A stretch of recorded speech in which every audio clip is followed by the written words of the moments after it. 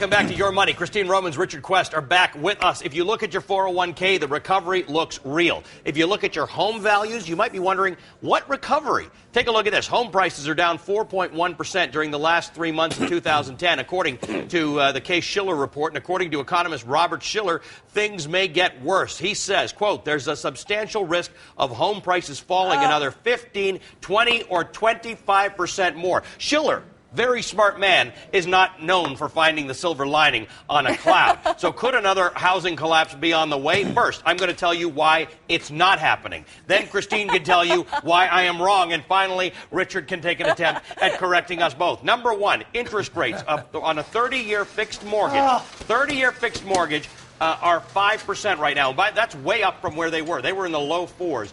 You are not in your lifetime going to see interest rates like this again. Now, if you are like most people, you put a certain amount of money down, you hold your house for 15 or 30 years or longer, the bottom line is you will never get a deal like this again. That's not to say that home prices don't go down. I think Schiller is overstating the case. But even if they did go down, if you lock into a mortgage at these kind of interest rates, it may end up being the best thing you ever did. But before Christine jumps at me, I'm going to tell you, I'm not saying it's a good investment. I'm not saying it's a better investment than going into the stock market or investing in commodities or oil or silver or anything like that.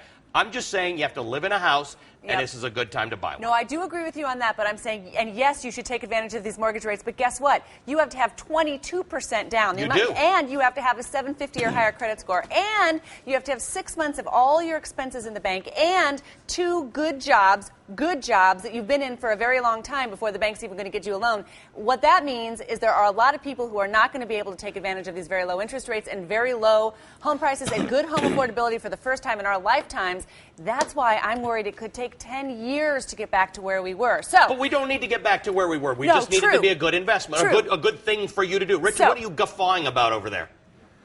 First of all, you are the lucky ones to have 20, 25-year fixed mortgages. Imagine over here where it's 2 years, if you're lucky, before you go on to some standard variable rate. Secondly, you've both completely discounted the amount of glut of unsold property out there and people waiting to move.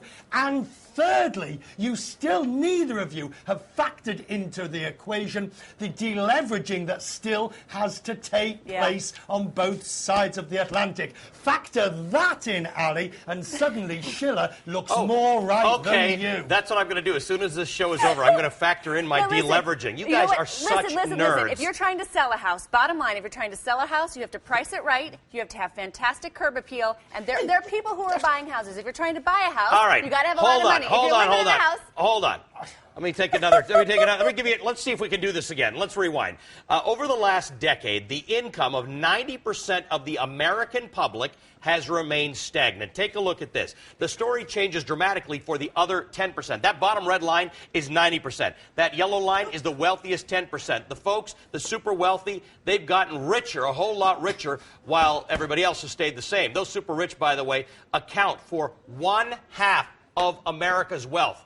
Top 10%, half of the American wealth. This does not sound like the America we knew. Christine, how do the rich become the super rich? The rich always come out on top when there's an economic debacle. We've had the biggest economic debacle since the Great Depression. And I never count out the rich for being able to figure out how to become richer. I mean, I think you could talk about huge upheavals in how business is done. Technology has allowed outsourcing, and mostly working stiffs, Richard, depend on their paycheck. Other people, the rich, make money in other ways. They can invest in the stock market. They can invest in property like we're talking about. They buy the services of other people. Look, it's fundamental. If you are one of those people who is making money when you are asleep because some business is making it on your behalf, or you are one of those people who makes money because their money makes money, you're going to be all right. Right. But if you're like most of us, which literally, and I challenge you, Christine, and myself, how many paychecks would it take before you are in trouble if you suddenly started losing them? Then inevitably it's going to be that way. The rich have always sailed majestically on the good ship dollar big bucks. And the rich take risks, and not all of us are big risk takers. And this has been a good world to take risks in, big risks, because you get bailed out if you fail, and if you win big, right? No, that's exactly right. All right, guys, we'll leave it at that. Great to talk to you all. Richard, a pleasure to see you as always. Christine Romans, hey, you can watch Christine Saturday mornings at 9:30 a.m. on Your Bottom Line.